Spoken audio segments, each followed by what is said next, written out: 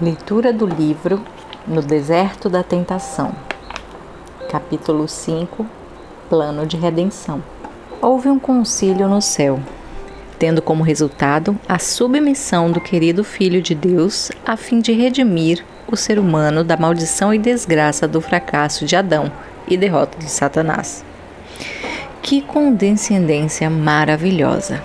A majestade do céu, por causa de seu amor e piedade pela humanidade caída, propôs tornar-se seu substituto e garantia.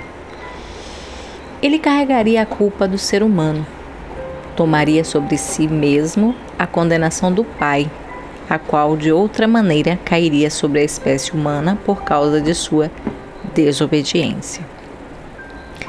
A lei de Deus era inalterável, não poderia ser abolida, nem seria possível alterar a menor parte de sua reivindicação para ajudar o ser humano em seu estado caído. O ser humano estava separado de Deus pela transgressão de seu expresso mandamento, apesar de ter ele conscientizado Adão das consequências de tal transgressão. O pecado de Adão causou uma situação deplorável.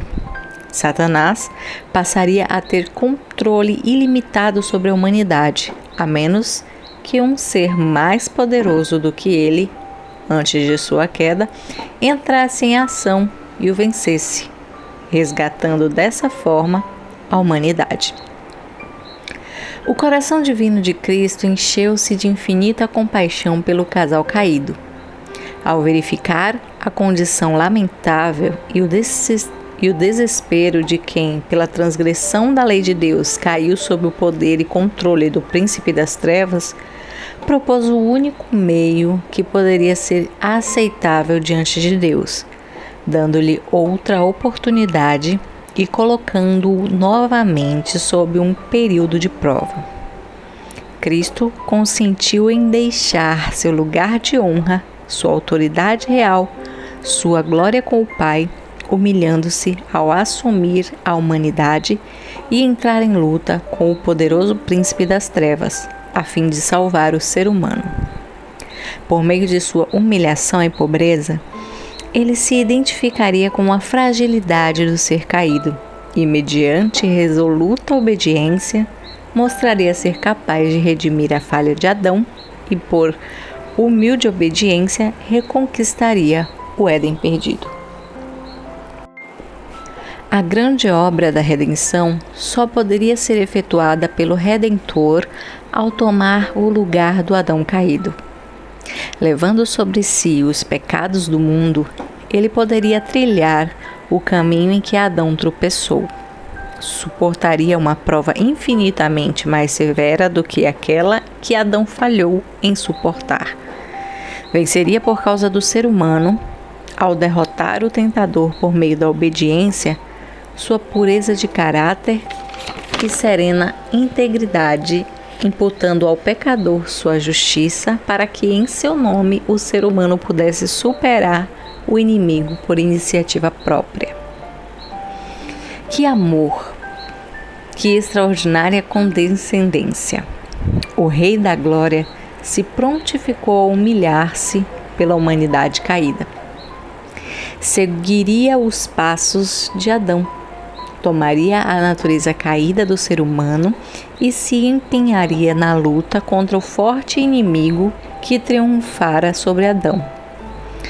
Venceria Satanás e, assim fazendo, abriria o caminho para a reparação da falha e da queda vergonhosa de Adão e de todos aqueles que crescem nele. Anjos submetidos à prova foram enganados por Satanás e liderados por ele em uma grande rebelião no céu contra Cristo. Falharam em suportar a prova que foram submetidos e caíram. Adão foi criado à imagem de Deus e colocado sob provação. Tinha um organismo perfeitamente desenvolvido. Todas as suas faculdades eram harmoniosas. Em todas as suas emoções, palavras e ações havia uma perfeita conformidade com a vontade do seu Criador. Depois de Deus ter tomado todas as providências para a felicidade do ser humano e ter suprido todos os seus desejos, provou sua lealdade. Se o santo casal permanecesse obediente, a humanidade seria, depois de algum tempo, feita igual aos anjos. Como Adão e Eva falharam em suportar a prova, Cristo propôs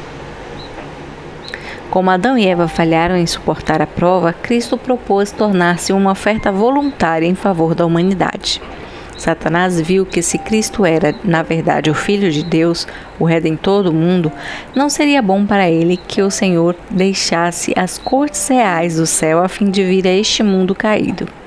Temia que seu poder, a partir desse tempo, fosse limitado e que seus enganos fossem discernidos e expostos, e sua influência sobre o ser humano fosse enfraquecida. Temia que seu domínio e controle dos reinos do mundo fossem contestados. Lembrava-se das palavras que Jeová lhe dirigiu quando foi convocado à sua presença com Adão e Eva, a quem havia arruinado com seus enganos. Porém, inimizade entre ti e a mulher, entre a tua descendência e o teu descendente.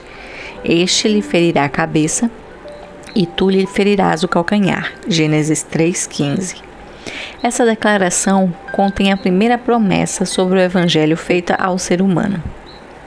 Mas essas palavras, ao serem pronunciadas, não foram completamente entendidas por Satanás.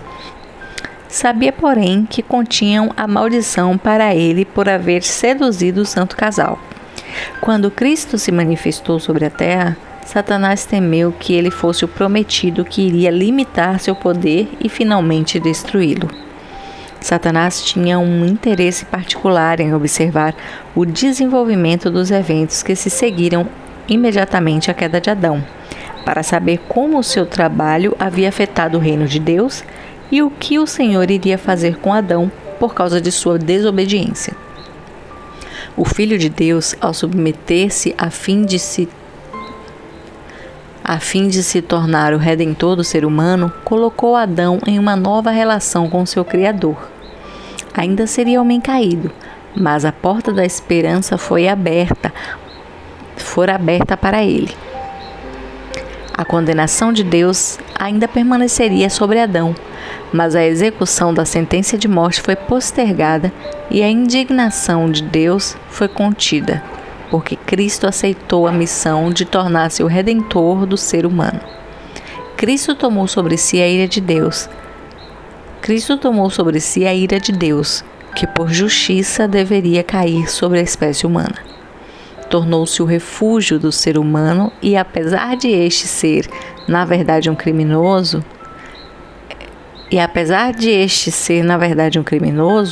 merecendo a condenação de Deus, pôde, contudo, pela fé em Cristo, correr para o refúgio provido e ser salvo.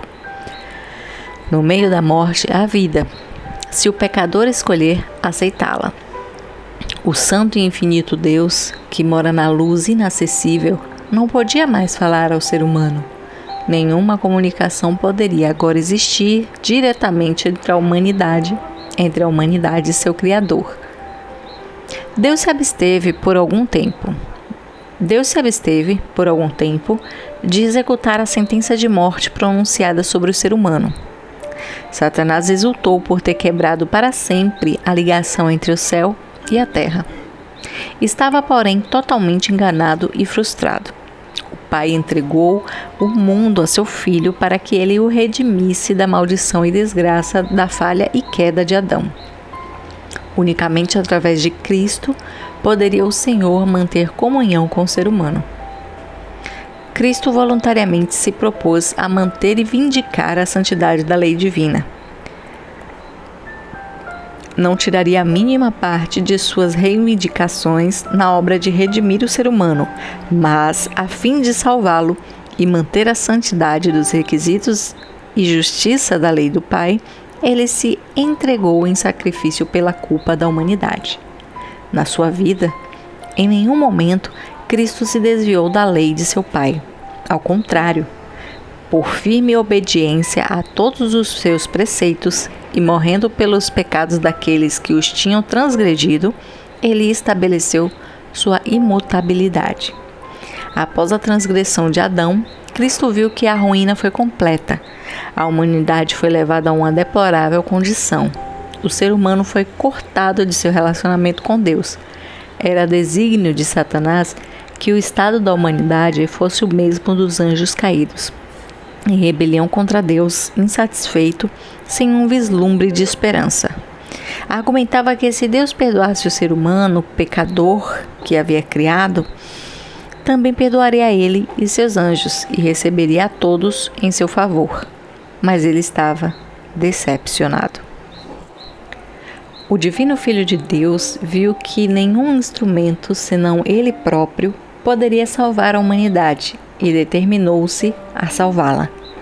Deixou que os anjos caídos perecessem em sua rebelião, mas estendeu a mão para resgatar o ser humano que perecia. Os anjos que se rebelaram foram tratados de acordo com a luz e experiência que abundantemente haviam usufruído no céu. Satanás, o líder dos anjos caídos, tivera uma exaltada posição no céu. Era o mais honrado depois de Cristo. O conhecimento que ele, bem como os anjos que com ele caíram, tinham do caráter de Deus, de sua bondade, misericórdia e sabedoria, tornou a culpa deles imperdoável. Não havia possibilidade de esperança de redenção para estes que haviam testemunhado e compartilhado da glória inexprimível do céu. Tinham visto a terrível majestade de Deus e em face de toda essa glória ainda se rebelaram contra ele. Não haveria novas e maravilhosas exibições do grande poder de Deus que os pudessem impressionar tão profundamente como aquelas que já haviam testemunhado. Se foram capazes de rebelar-se na presença da glória indescritível, não poderiam ser colocados em qualquer condição mais favorável para serem testados. Não havia reserva de poder, nem grandes alturas ou profundezas da glória infinita para sobrepujar suas invejosas dúvidas e murmurantes rebeliões. Sua culpa e castigo deveriam ser proporcionais aos seus exaltados privilégios nas cortes celestiais. Obrigado por escutar até aqui. Amanhã leremos o 6º capítulo, Ofertas de Sacrifício.